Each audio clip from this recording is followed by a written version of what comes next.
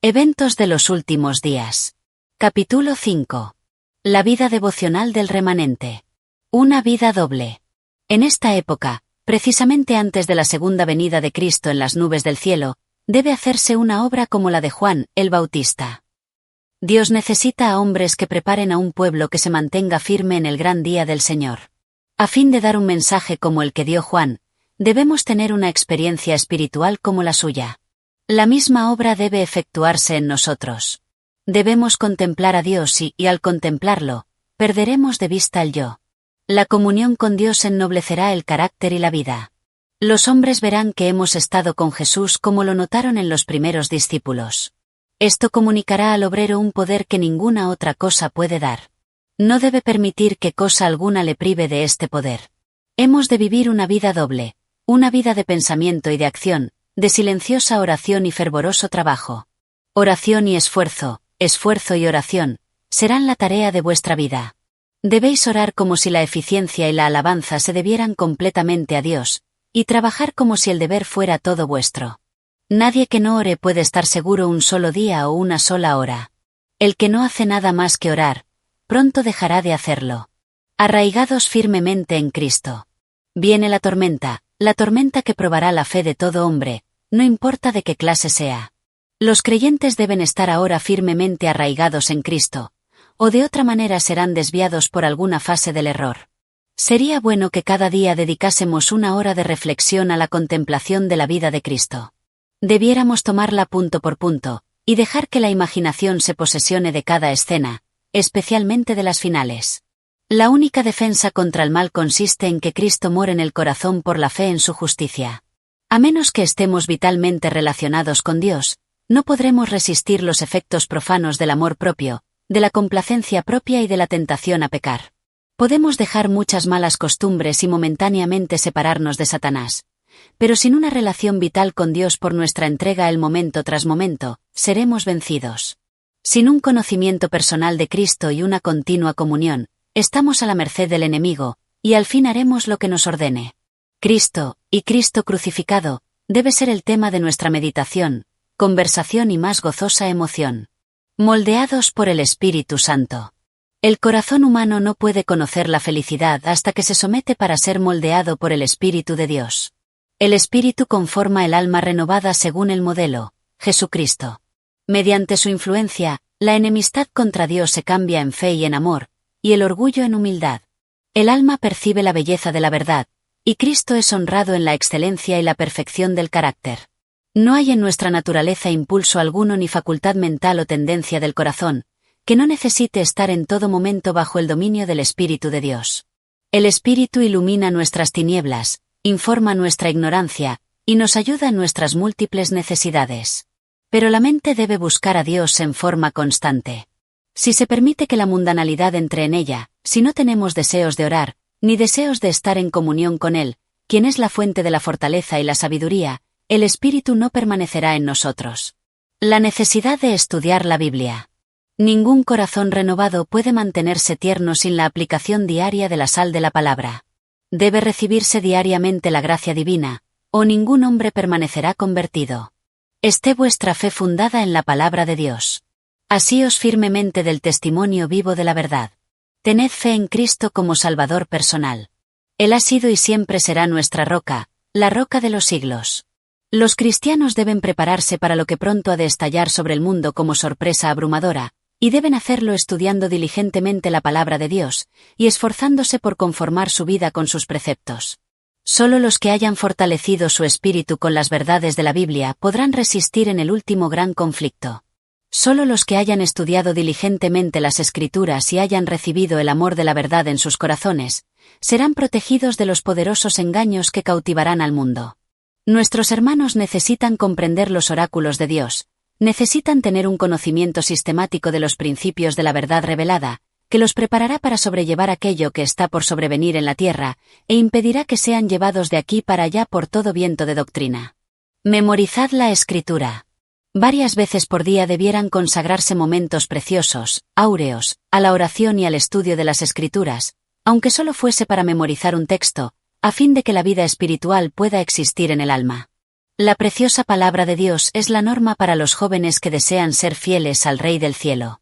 Ellos deben estudiar las Escrituras, deben aprender de memoria un texto tras otro y adquirir un conocimiento de lo que el Señor ha dicho. Levantad un muro de pasajes de las Escrituras a vuestro alrededor, y veréis que el mundo no puede derribarlo. Memorizad las Escrituras y luego lanzad sobre Satanás un escrito está cuando venga con sus tentaciones. Fue así como nuestro Señor enfrentó y resistió las tentaciones de Satanás. Colgad en la antecámara de la memoria las preciosas palabras de Cristo. Deben ser valoradas mucho más que la plata o el oro. Guardad con vosotros una Biblia de bolsillo mientras trabajáis, y aprovechad cada oportunidad para memorizar sus preciosas promesas. Llegará el tiempo cuando muchos serán privados de la palabra escrita. Pero si esta palabra está grabada en la memoria, nadie puede quitarla de vosotros. Estudiad la palabra de Dios. Memorizad sus preciosas promesas, de tal manera que cuando seamos privados de nuestras Biblias, aún podamos estar en posesión de la palabra de Dios. Apocalipsis 14, un ancla para el pueblo de Dios. En estos últimos días, es nuestro deber indagar el pleno significado de los mensajes del primero, el segundo y el tercer ángeles. Todas nuestras transacciones debieran estar en armonía con la palabra de Dios.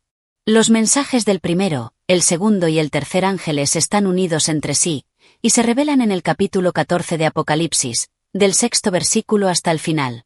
Muchos de los que aceptaban el tercer mensaje no habían tenido experiencia en los dos anteriores.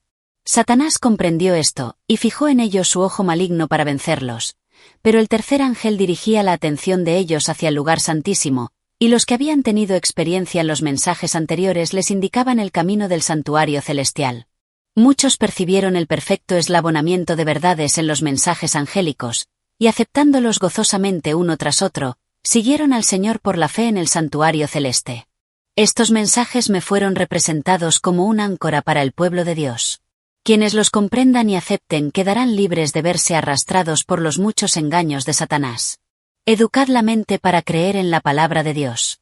Aquellos que se sienten con libertad para cuestionar la palabra de Dios, para dudar de todo cada vez que haya la oportunidad de manifestar incredulidad, encontrarán que se requerirá una tremenda lucha para ejercer fe cuando llegue la prueba. Será casi imposible vencer la influencia que domina la mente que ha sido educada en la línea de la incredulidad, porque mediante este curso de acción el alma se encuentra amarrada a la trampa de Satanás y llega a ser impotente para romper la terrible red que ha sido tejida cada vez más cerca del alma. Al asumir una posición de duda, el hombre llama en su auxilio a las agencias de Satanás.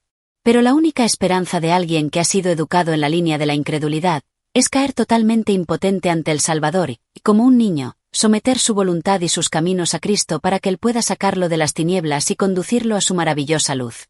El hombre no tiene poder para recobrarse de la trampa de Satanás. El que se educa en la línea de cuestionar, dudar y criticar, se fortalece en la infidelidad. Preparación para las pruebas futuras.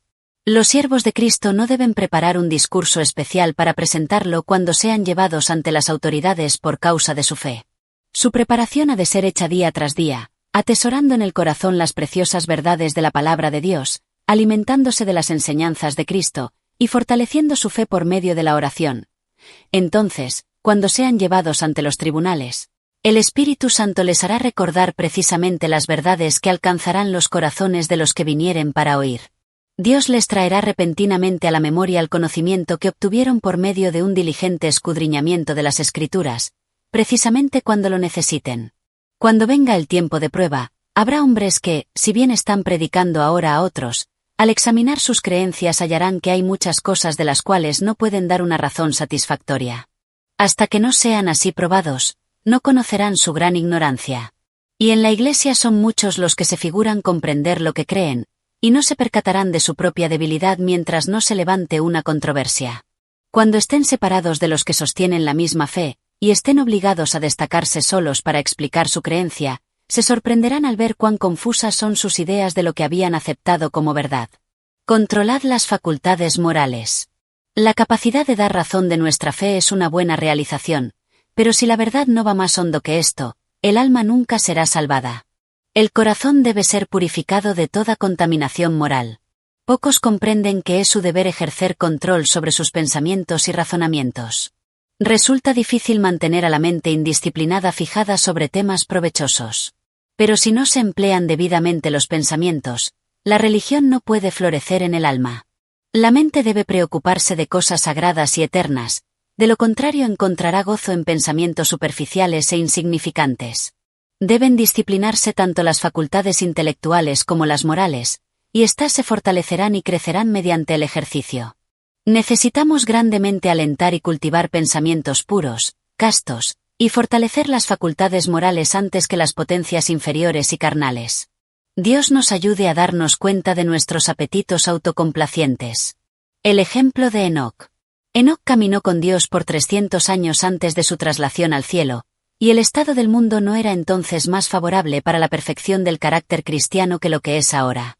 ¿Y cómo caminó Enoc con Dios? Educó su mente y corazón para sentir siempre que estaba en la presencia de Dios, y cuando se encontraba en perplejidad, sus oraciones ascendían para que Dios lo guardase. Rehusó escoger cualquier curso de acción que ofendiese a Dios. Continuamente mantuvo al Señor delante de sí. Su oración era: enséñame tu camino para que no pueda errar. ¿Qué es lo que tú deseas de mí? ¿Qué haré para honrarte, mi Dios? Así se mantuvo constantemente eligiendo su camino y su curso de acción en armonía con los mandamientos de Dios, y tenía perfecta seguridad y confianza en que su Padre Celestial lo ayudaría. No tenía un pensamiento ni una voluntad propia. Todo estaba sumergido en la voluntad de su Padre. Enoc fue un representante de aquellos que estarán sobre la tierra cuando Cristo venga, que serán trasladados al cielo sin ver muerte. Enoc tuvo tentaciones así como nosotros. Estuvo rodeado por una sociedad que no fue más amiga de la justicia que la que nos rodea a nosotros. La atmósfera que respiraba estaba contaminada de pecado y corrupción lo mismo que la nuestra. Sin embargo, vivió una vida de santidad. No se dejó contaminar por los pecados prevalecientes de la época en que vivió. De la misma manera podemos nosotros permanecer puros e incorruptos. Recordad las bendiciones pasadas de Dios. Como he participado en todo paso de avance hasta nuestra condición presente, al repasar la historia pasada puedo decir: alabado sea Dios. Al ver lo que el Señor ha hecho, me lleno de admiración y de confianza en Cristo como director. No tenemos nada que temer del futuro, a menos que olvidemos la manera en que el Señor nos ha conducido, y lo que nos ha enseñado en nuestra historia pasada. Un tiempo para seria reflexión. Si alguna vez hubo un tiempo cuando una actitud de seria reflexión conviene a todo aquel que teme a Dios, es ahora, cuando es esencial la piedad personal. Debería plantearse la pregunta: ¿quién soy yo, y cuál es mi trabajo y misión en este tiempo? ¿De qué lado estoy trabajando, del de Cristo o del enemigo? Que cada alma se humille ante Dios, porque seguramente ahora estamos viviendo en el gran día de expiación. Ahora mismo los casos de muchos están siendo examinados ante Dios, porque deben dormir en sus tumbas por un corto tiempo. Para ese día vuestra profesión de fe no es vuestra garantía, sino el estado de vuestros afectos. ¿Está limpio de contaminación el templo del alma? ¿Están confesados mis pecados y me estoy arrepintiendo de ellos ante Dios, para que puedan ser borrados? ¿Me estimo a mí mismo demasiado livianamente? ¿Estoy dispuesto a hacer cualquier sacrificio por la excelencia del conocimiento de Jesucristo? Siento en todo momento que no me pertenezco, sino que soy la propiedad de Cristo, que mi servicio pertenece a Dios. ¿De quién soy? Debiéramos preguntarnos: ¿para qué estamos viviendo y trabajando, y cuál será el resultado de todo esto? Viviendo con referencia al día del juicio. Me he preguntado, al ver a la gente en nuestras ciudades corriendo de un lado a otro con sus negocios, si alguna vez han pensado en el día de Dios que está por sobrevenir. Cada uno de nosotros debiera estar viviendo con referencia al gran día que pronto nos sobrecogerá. No podemos permitirnos vivir sin tomar en cuenta el día del juicio, pues aunque se posponga mucho, ahora está cerca, a las puertas, y se apresura grandemente. La trompeta del arcángel pronto sorprenderá a los vivos y despertará a los muertos. Listos para el regreso de Cristo. Si no hallamos placer ahora en la contemplación de las cosas celestiales, si no tenemos interés en tratar de conocer a Dios, ningún deleite en contemplar el carácter de Cristo, si la santidad no tiene atractivos para nosotros, podemos estar seguros de que nuestra esperanza del cielo es vana. La perfecta conformidad a la voluntad de Dios es el alto blanco que debe estar constantemente delante del cristiano. Él se deleitará en hablar de Dios, de Jesús, del hogar de felicidad y pureza que Cristo ha preparado para los que le aman. La contemplación de estos temas, Cuando el alma se regocija en las bienaventuradas declaraciones de Dios, es comparada por el apóstol al goce de las virtudes del siglo venidero. Si estáis en una correcta relación con Dios hoy día, estaréis preparados en caso de que Cristo venga hoy.